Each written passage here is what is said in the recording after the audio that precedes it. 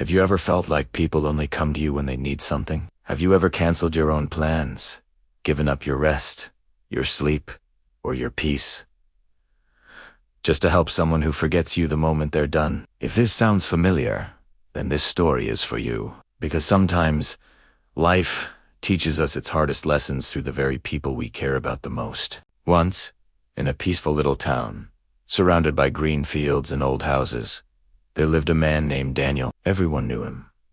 If a bicycle chain broke, they shouted for Daniel. If someone needed help carrying boxers, they knocked on Daniel's door. If a lonely person just needed someone to talk to, they went straight to Daniel's house.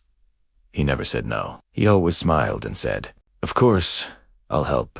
He believed that helping others made him a better person, and the townspeople praised him for his kindness. But slowly, without him even realizing it, Daniel's life stopped belonging to him. His own garden remained half-clean. His windows were cracked. His roof needed repairs. His own problems were piling up, but instead of fixing them, he was out in the town, fixing everything for everyone else. Every night, he came home covered in dirt and sweat. His mother would look at him with tired eyes and say, "Daniel, my dear boy, you help everyone, but why does no one ever help you?" Daniel always gave the same small smile and replied, "It's all right, Mom. One day, people will remember my kindness." But that day never came. One evening, the sky turned dark and heavy winds started blowing. The townspeople rushed to protect their gardens and belongings before the storm hit. Daniel also ran out, but not to save his own things. He went straight to help his friend Oliver, whose tools and equipment were still lying outside. They worked fast, covering everything and moving it all into the shed. But Daniel's own garden furniture was still outside. His plants were still uncovered, and his wooden boxers were wide open. And then, the storm hit. Rain poured down. The wind whipped through the town. By the time Daniel reached home, almost everything in his garden was ruined. He sat on his front steps, rain dripping from his face, staring at the muddy mess that used to be his peaceful garden. His mother placed a warm towel on his shoulder and said quietly, "Daniel, today you saved everyone's things except your own." Daniel didn't reply, but inside him, something finally broke. The next morning, tired and confused, he woke to the edge of town to meet old Mr. Harris, a wise retired teacher who lived in a small cottage near the river. Daniel sat down beside him and said, "Sir, I don't understand what I'm doing wrong. I help everyone, but I feel empty.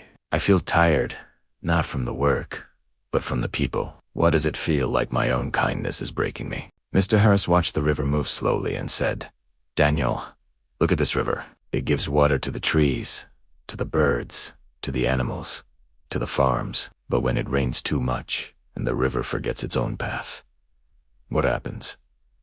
Daniel thought for a moment and said, "It floods.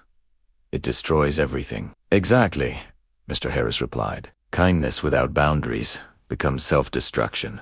You are kind, Daniel, but you have no limits. You run everywhere for everyone, but nowhere for yourself. You think saying no is selfish, but sometimes saying no is the kindest thing you can do for yourself." He continued, "A healthy river has banks to guide it.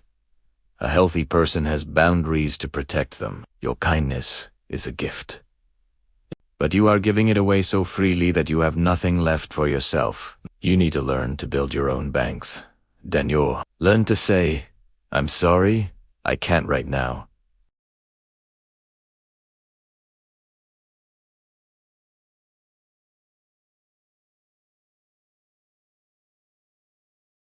Daniel listened, and for the first time in a long time, he felt a sense of clarity. He realized his mother and Mr. Harris were right. He had been so focused on being liked that he had forgotten to respect himself. From that day on, Daniel started to change. When someone asked for help, he would first ask himself, "Do I have the time and energy? Have I taken care of my own needs?" He started saying no sometimes, and at first it felt strange. Some people were surprised, even a little annoyed. But the people who truly valued him understood. He spent his weekends fixing his roof, planting new flowers in his garden, and simply resting.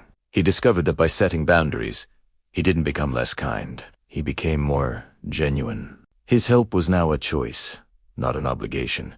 and it came from a place of strength, not desperation. He learned that the most important person you need to help is the person you see in the mirror every morning. Because you can't pour from an empty cup.